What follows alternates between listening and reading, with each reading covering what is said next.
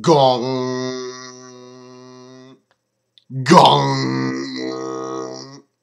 That's what we first heard as Monday Night Raw kicked off in Buffalo, New York, and we had The Undertaker appeared. And all Undertaker did was just come out in the dark, let fire rain, and showed us WrestleMania. What is up, guys? It's Chase Oliver 68 here reviewing the March 4th edition of Monday Night Raw. Let's get started. So after that whole Undertaker appearance, we got a nice little promo package showing that it's old school Raw. Yeah, okay, it's old school Raw. Jerry the King Lawler, Michael Cole, all dressed up in like old school gear. And out comes one Mr. CM Punk. CM Punk cuts a nice little promo, but the one thing that stands out in the promo is what he said. You guys screwed me of my WWE title, and now what I want to take away from you is your precious streak. Because let's face it, a lot of us wrestling fans, we love the streak. The streak is something that a lot of fans respect, and the streak is something that, you know, some of us wrestling fans, it's the only thing probably we may have left in terms of our fanhood, especially the older fans. So, this was, for me, a very good start to the promo, but then out came my boy! Randall Keith Orton. Orton came out and said, Punk, I was a rookie when I faced The Undertaker. Now I'm older, wiser, and the apex predator. I should face him again.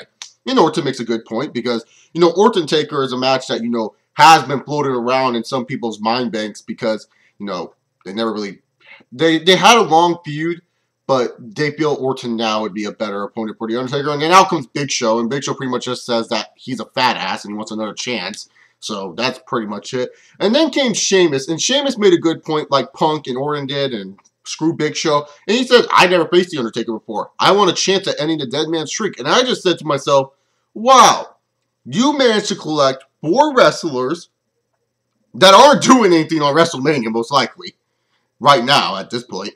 And you got them to focus on The Undertaker wanting to face The Undertaker for the streak. Brilliant concept, great way to start Raw. This leads to Vicky Guerrero saying, we're going to make a Fatal 4-Way match. And that's what happens. We make a Fatal 4-Way match for the main event. I said it was a good opener, so let's just move on to the first match. Ryback versus Cesaro. Ryback wins. Cesaro, I don't know why they're putting their U.S. champion in this situation. The U.S. champion needs to look stronger. But hey, whatever. What the WWE's doing. But what matters the most is what happened after the match. Is when Ryback was walking down the ramp. Whoa, hey, whoa. Huh! Mark Henry comes down that ring, and he's staring at Ryback. Ryback staring at him. Mark Henry, you know, he just looks pissed off. And it looks like we're going to get Ryback and Henry at WrestleMania 29. That looks like the most likely matchup, and I wouldn't mind seeing that. 2 big, dominant forces going at it. Sounds good to me. And so, Mark Henry makes short work of Zack Ryder. Woo, woo, woo! You blew it. Shout out to the Eagle right there. Anyways, The Miz, he's in the Marine 3. I mean, we got an extended fucking trailer for it. Showed Miz drinking some beers, saving a girl, and shooting stuff. Gee, just sounds like Marine 1 and 2 clusterfuck if you ask me.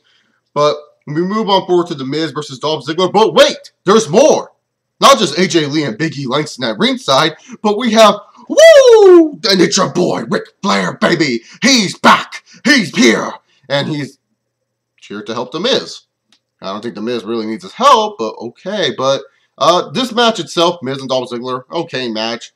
Once again, Dolph Ziggler loses via submission, even though Big E Langston helped him win. You know, Big E Langston helped him out, and he still can't win matches. I don't know what they're doing with Dolph Ziggler. Like I said in my last review, it's getting kind of ridiculous what they're doing with Dolph Ziggler. I mean, Dolph Ziggler shouldn't be treated so badly as Mr. Money in the Bank. Is this a future World Heavyweight Champion to you guys? Not to me. The Miz, though, I can understand why they gave him the win, because they want to promote the Marine 3 that comes out on DVD tomorrow, so make sure you guys fucking buy it. That's all I gotta say. Pretty much right here. Alright, so, it was weird. In the Hour 1 main event, we got The Rock and John Cena. Okay, we get The Rock and John Cena promo. Rock comes out. I really liked his part. Then out comes Cena. And then Cena went to the promo. And then The Rock had to work with what Cena was saying. So The Rock went in the promo. And then Cena copied Mike Tyson. That went and then The Rock was all talking all slow. He was like, if you smell what The Rock is cooking. And I'm thinking to myself, what the hell is going on here? In all honesty here, this promo stunk. It stunk. It was garbage. It was terrible. The Rock came out, brought electricity to it. That was a good way to start off. Then came out Cena. And it was almost like, again, from last year. They tried to dumb down The Rock to make John Cena look good. And it frustrates me. Why can't we just have The Rock that, did the mic work with CM Punk? Rock didn't have to dumb down himself to freaking feud with CM Punk. I mean, The Rock and CM Punk mic work was good.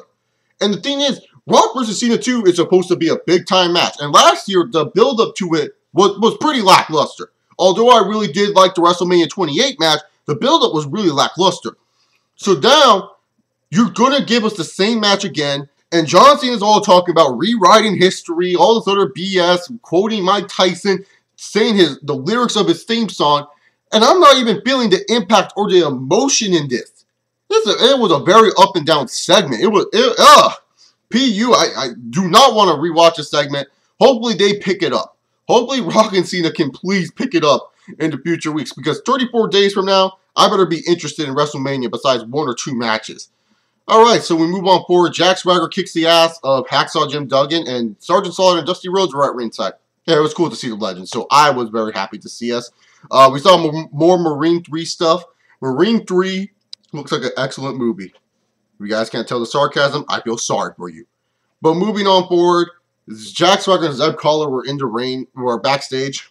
And Jack Swagger, he was about to cut a promo, but then out comes Del Rio. And the little things that matter in professional wrestling. The fact that security and everyone else had to separate these two men make me want to watch this match even more. It's probably going to be the opener. And I'm more excited about the opener than a second dream match. You know what I'm saying? Rock Cena 2. You can consider it a dream match even though it already happened. But still, I'm more excited for Jack Swagger, who I haven't seen on TV in for fucking ever, that's getting a monster push, and Alberto Del Rio, who I did not believe in as a major babyface. I'm more excited for these two fucks than Rock and Cena 2. Is there a problem with that? I think that's a problem right there. But anyways, Alberto Del Rio beat him down. Now, before we get on to the next part of Raw, let's get started. I just want to say this. I'm starting up my Q&As again. Didn't know if any of y'all watched that video. But I'm starting up my Q&As again, and I would appreciate more questions for the next Q&A, which will be uploaded Tuesday. Tomorrow, actually. So if you guys want to send me questions, you can inbox me. I already got questions from 4 of you guys. You guys know the questions you sent me. Don't resend your questions. I already have them. I just wanted a little bit more questions for the next Q&A. So inbox me or tweet me at Twitter, ChaseOliver68. Hell, WWE can plug their WWE app on their show. Why can't I plug my Q&As in my show?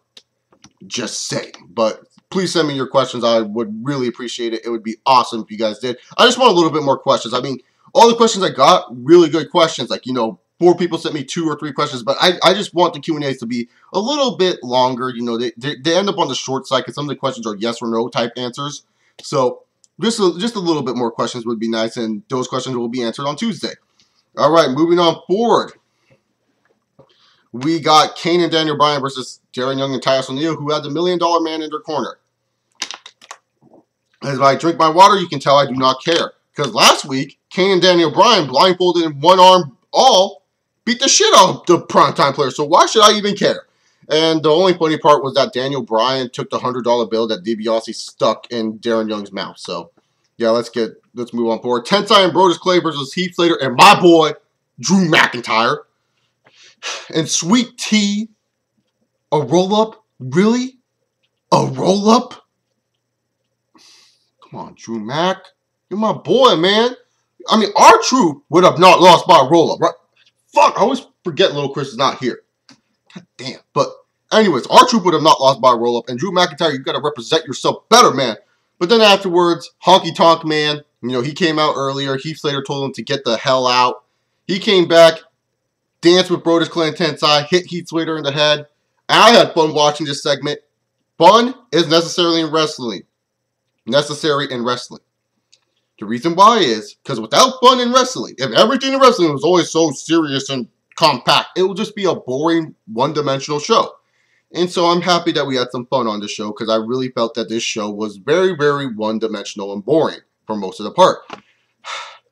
Kofi Kingston versus Fandango. And Fandango did not like how Justin Roberts pronounced his name. And he decided to not wrestle Kofi Kingston. This right here was classic. I loved it. I loved it. Justin Roberts could not pronounce Fandango's name. And so Fandango did what Fandango did best. Leave. And that's what you need to do. I'm liking Fandango so far. I don't give a shit if he doesn't wrestle. If he just does this entertaining shit all the time, I'll be happy. But wait a minute, guys. Enough with the fun. Enough with the jokes. It's time to get serious for a minute. Because Triple H is coming to the goddamn ring. And when the game is in the ring, you must get ready for the Book of God. Triple H WrestleMania 29 will be facing Brock Lesnar. I want revenge for Brock Lesnar humiliating me. I don't know if there's going to be death involved, but the ass kisser, the King of Kings, is back. The game is back, and Brock Lesnar, you better watch out. Alright, so Triple H challenges Brock Lesnar, and I don't know what's that all about, but we get a backstage segment with The Shield. The Shield pretty much said, Orton, Sheamus, hey, guys, don't forget about us. You guys are all worried about Undertaker's 20-0 streak. You should be worried about The Shield and what they've been doing to you guys in recent weeks. And I really did like that segment because The Shield have been doing shit to annoy Orton and Sheamus. Wade Barrett took on Alberto Del Rio. And why is our IC champion facing Alberto Del Rio, our World Heavyweight champion? I don't know that, especially since this match has happened a bunch of times on SmackDown. But Jack Swagger and Zeb Collar were at ringside, and Del Rio ended up winning in a nice short match against Wade Barrett. And I was fine with it. I mean, it was an okay segment. It wasn't anything too special here. I just thought it was an okay segment. But I'm pretty sure the markout of the night, though, was the New Age Outlaws. Ladies and gentlemen, boys and girls, children of all ages, D-Generation brings to you the 5-time tag team champions of the world, the New Age Outlaws. They were back. They wrestled a quick little match against Primo and Epica. Epico. And hey, speaking of Primo and Epico, where's Hunico and Camacho? Where the hell are those two? I haven't seen those guys in a long ass time. But the New Age Outlaws won. Billy Gunn, to me, looked very good in that ring. Just saying. I thought Billy Gunn looked awesome in that ring tonight. Before the main event, though, we got Mae Young's birthday. It was funny. I liked it. I wish it went a little bit longer, but due to time constraints, you know, it couldn't go long. It really couldn't. So we got the Fatal 4-Way match. Punk versus Sheamus versus Orton versus Big Show. And I like Punk in this match, how Punk was being a sleazy little bastard. He didn't want to wrestle with these guys. And the ending, I thought the ending was really good. The match itself, though, was kind of lackluster at times. I kind of felt like I was watching a giant singles match instead of a, Fatal 4-Way match. But the ending, I thought, was pretty decent, where Sheamus kicked the Big Show out of the ring. Randy Orton got the RKO. Punk got his back kick. And GTS, my boy, Randy Orton. So sorry, my boy, Randy Orton. You won't be facing The Undertaker at WrestleMania. Neither will you be, Triple H. But one man will be. And that is CM Punk. And he's looking to take away the streak from all of us fans. And then all of a sudden, gong. Here comes The Undertaker. And we end off Raw with these two men staring each other down. You could see the electricity coming out of their eyes. And that's pretty much the end of Monday Night Raw. Overall, Monday Night Raw itself, like I said earlier in the review, it was one-dimensional. It felt really boring at times. I really did not feel the old school feeling of this Raw. I honestly did not feel the old school feeling of this Raw.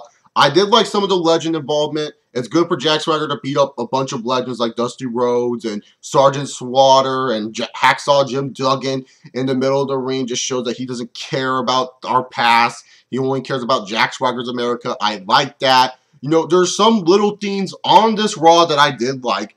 But overall, I felt this Raw was just too serious. It got boring at times. It was just too one-dimensional. I mean, it was just, But at least we got WrestleMania kind of cleared up. Punkers and Takers. That sounds like a good match to me.